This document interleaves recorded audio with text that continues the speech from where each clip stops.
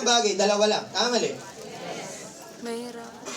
Hot, cold, mayaman, mahirap. Walang gitna. May nagsabi, gusto ko simpleng buhay. Wala naman simpleng hospital ah. Dalawa lang yan, private or public. Tama. Wala rin simpleng paaralan. Para sa mga simpleng pag-iisip, wala naman. Public or? Pag Private. may pera ka, private. Pag wala kang pera, Public. dalawa lang pang pipiliin natin. Ganun kasimple. Kasarian, ganun din. Physiological. I respect yung other na sex po na tinatawag. Kasi psychological po yun. Pero yung physiological, dalawa lang rin. Babae or Lalaki. lalaki. Pero niniwala ka, at the beginning, lahat tayo ginawa para maging successful? Yes! O ito, bigyan ko kayo ng idea. Magbigay kayo ng katangian ng mga successful na tao. 5 lang, 5. Wow, ang dami. Salamat po, ha. Grabe, ang gagaling na audience natin. 5 po. Hard. Ha? Hardworking. Sige, sulat natin. Hard. Working. Ano pa? Matyaga. Ha? Dreamer. Ganda yun, dreamer. Tama. Ano pa? Matyaga. Ha? Resting? Risk taker. Okay. Okay, ano pa? Enthusiastic. O, isa pa, last na. Guwapo? Bira lang yun. Ano ba? Humble. Tama. Yeah. Kasi kahit gano'n ka kayaman, pag mayabang ka, Wala din. marami kang kaaway. Tama, parang hindi ka rin mayaman. So, itong 5 to, may kilala ba kayong tao na meron lahat ng to? Sino?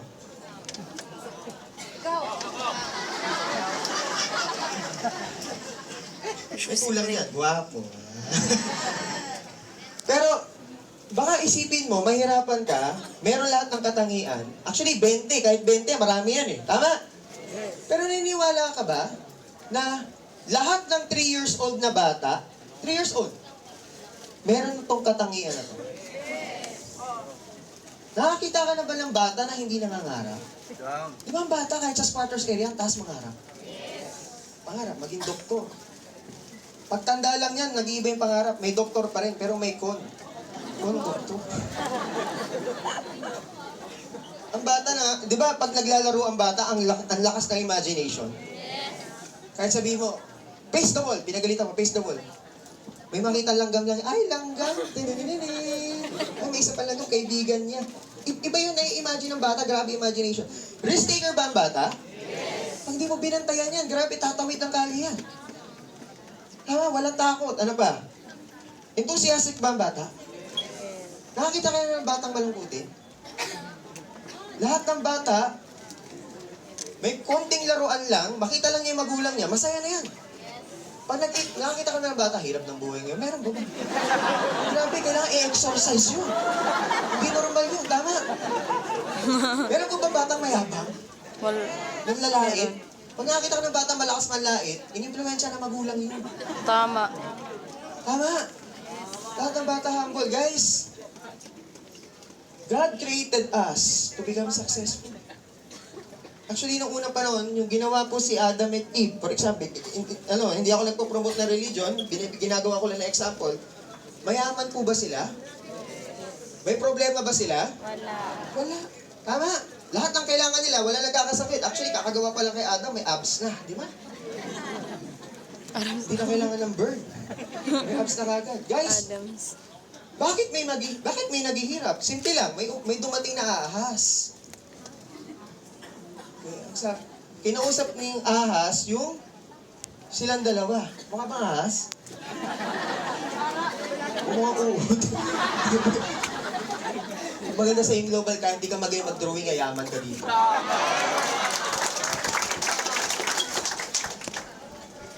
Ano ba sabi? God is good, di ba? Yes! Ano ba pinag-uusapan natin dito? Pagyaman.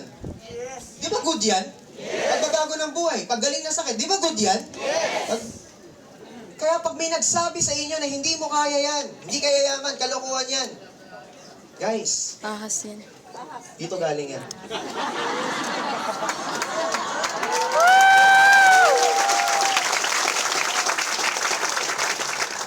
Ang gusto ng kalaban, bumaksak ang buhay mo. Tama ba? Pero pag binasa mo yung Bible, punong-puno ng hope. Sabi nga sa Jeremiah 29:11, "For I know the plans I have for you, plans to prosper you, not to harm you. Plans to give you hope and a bright Future. Kaya yung kami mga speaker, nagbibigay lang kami ng testimony. Kaya pag may nagsabi sa'yo, kalokohan niya, in global, di kaya yaman dyan. Huwag mo naman sabi, akas ka. Yung iba, OA. Pero yung mga nag-invite sa inyo, grabe.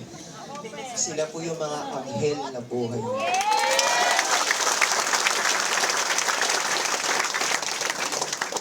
Bakit kailangan natin mag-attend na season? Bakit kailangan? Ito na lang, scientific explanation.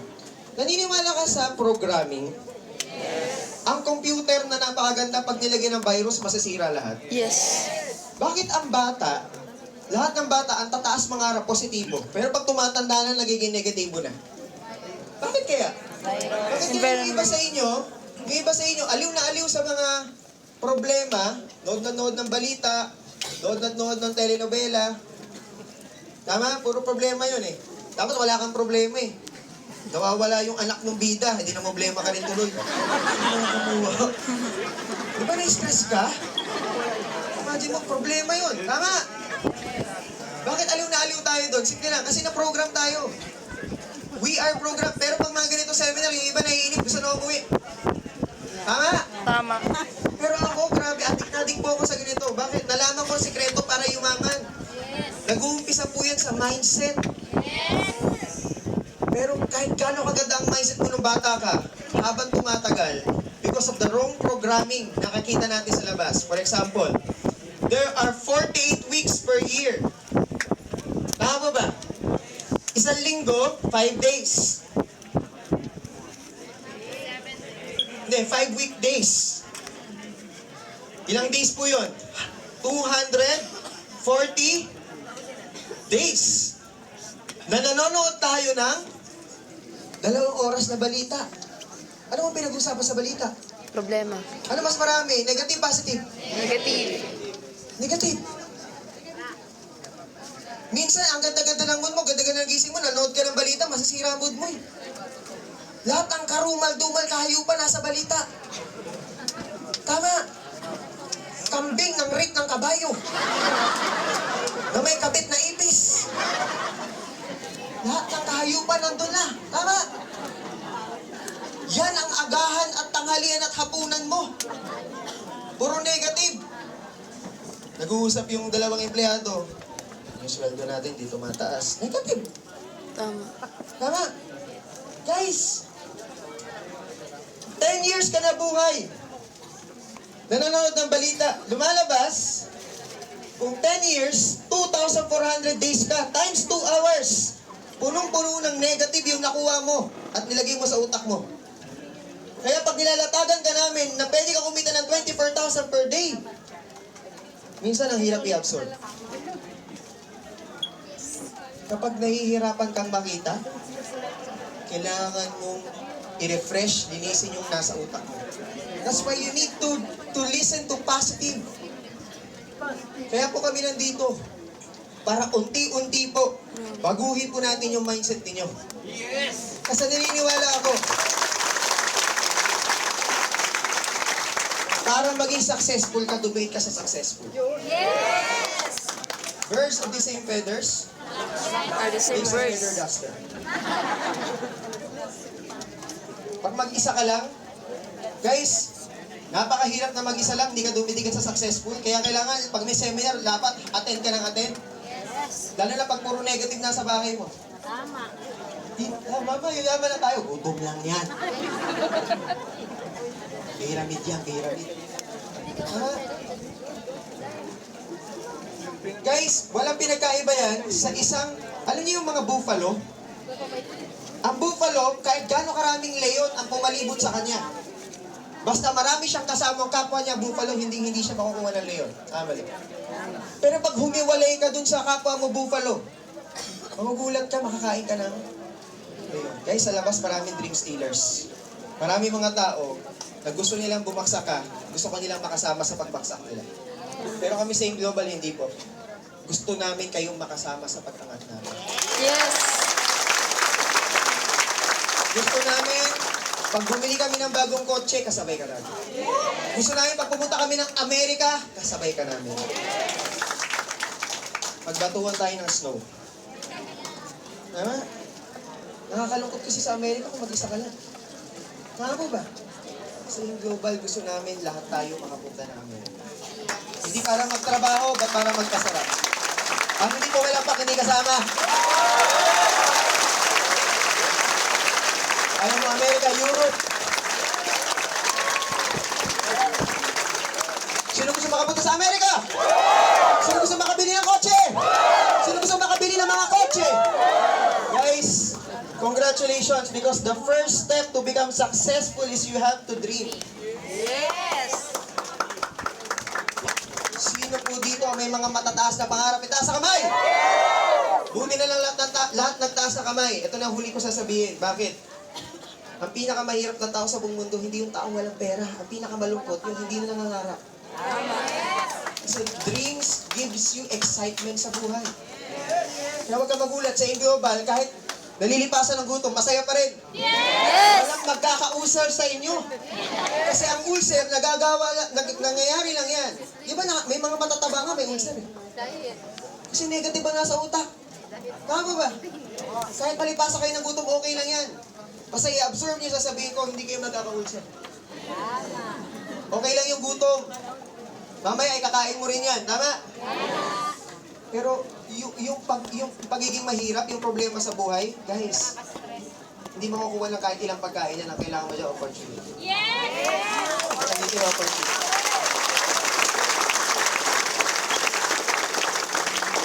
Ganun ako naka-basketball isang beses kasi sa Global, ang requirement dito para maging successful ka, maghanap ka ng mga taong may pangarap, invite mo sa seminar. Bahala ka kung paano mo invite. Kalat ka rin mo, kadena mo. Kung bahala, basta kami kakausap, bubuhayin natin pangarap niyan. Kapag nabuhay ang pangarap niyan, hindi problema yung membership. Tama mali. Guys, may nakausap ako. So hindi ka dapat mamili, basta may pangarap. Malinaw? Yes. Masyado kong tinutukoy yung sinabi ng speaker. May nakita kang rugby boy. Nakakita ng rugby boy? Yes. Sino may katabi mo? Ano mukha ng rugby boy? Yung rugby boy, humihit-hit ng rugby. Kinausap ko, bro, pagkatapos ko mag-basketball, sa Imus Cavite. Sabi ko, bro, kumusta ka na? Eto, mabuti. Sabi ko, bro, gusto mo ba masenso? Nagulat ako sa sagot. Oo naman. Sabi ko na ayaw, Brad. Bakit mo gusto mo masenso? Para shabu naman. Okay. Warning! Ang pera is a magnifier. Pwede mo gamitin sa mabuti, pwede mo gamitin sa... Masama. Question, in-invite ko ba siya? Hindi. Magsisisihan ko kung in-invite ko siya. Tama? Pero kung ang pangarap mo, gusto mo makabili ng kotse para ibigay mo sa nanay mo, gusto mo makabili ng kotse para ibigay mo sa anak mo, gusto mo makaipon ng malaking pera para mapag-aral mo yung anak mo sa magandang eskwelahan, guys. Napakasarap mangarap. Hindi ko ako galit. Sabi na ako, sino rito ang willing gawin lahat para sa kanyang mga mahal sa buhay? Ang dami nga nag-a-abroad.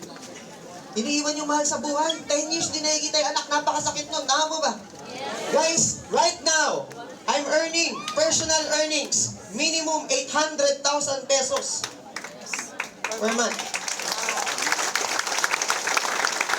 Wala ka lang na boy-boy ka usap. 100,000? Guys, wag na natin pag-usapan yan. 500,000 a month na lang. Buti na lang naging global ako. Bakit? Gusto niyo malaman yung sikreto? Yes! Diretsahan? Yes! Paano makuha to? Gusto niyo malaman? Yes! Okay, diretsahan po. Kung hindi ako naging global, empleyado ako, 10,000 per month ang sweldo. Normal sa Pilipinas. Times 12 months. Magkano yun? 120,000. Times 10 years, magkano? 1.2 million. Kung 500,000 ang kinikita mo sa global, times 12 months, magkano yun? 6 billion. So, ibig sabihin, para mahabol ko yung kinikita bilang empleyado, kailangan kong magtrabaho ng 60 years. Tama mali? Tama ba? Kasi, hindi, 50 years, kasi times 5 eh. Anong difference? Yung pera ba? Hindi, ang pera, hindi yun, secondary yun sa global. Ang difference dito yung oras. 49 years ang natipid ko. Question. Gusto nyo rin bang kitain yung kinikita ko? Yes naman. Gusto nyo rin bang yung tatrabuhin mo ng 40 years, trabuhin mo na ng 1 taon? Yes! Diretsahan na sasabihin ko sa inyo. Kung gusto mong umani ng pang-10 sakong bigas, dapat ang tininim mo pang-10 sakong bigas na.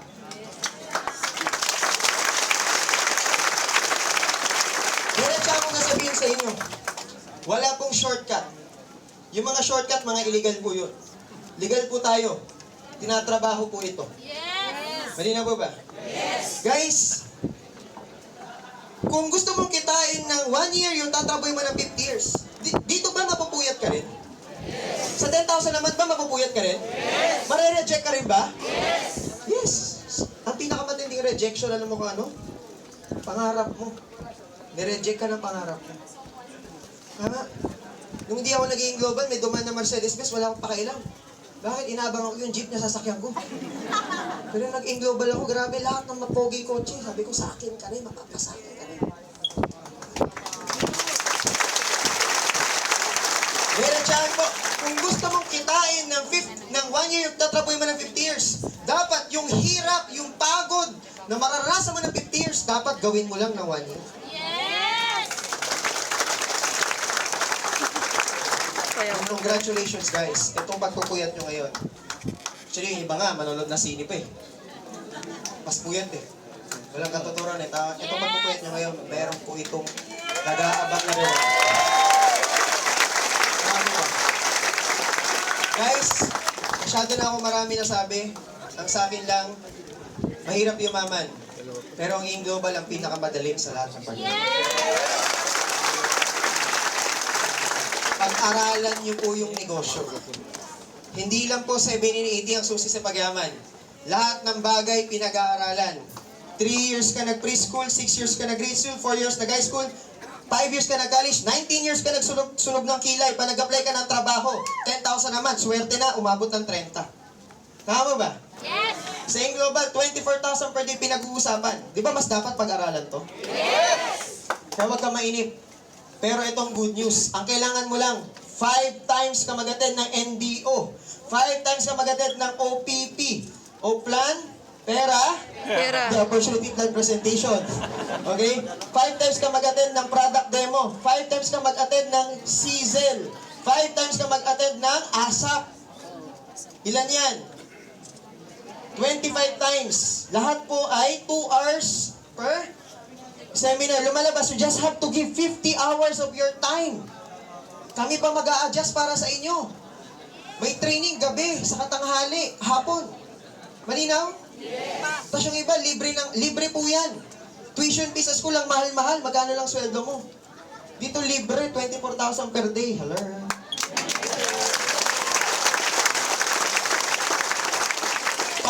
Pag napakinggan mo yan, itong 50 hours na to guys, guaranteed, kikita ka ng 24,000 per day.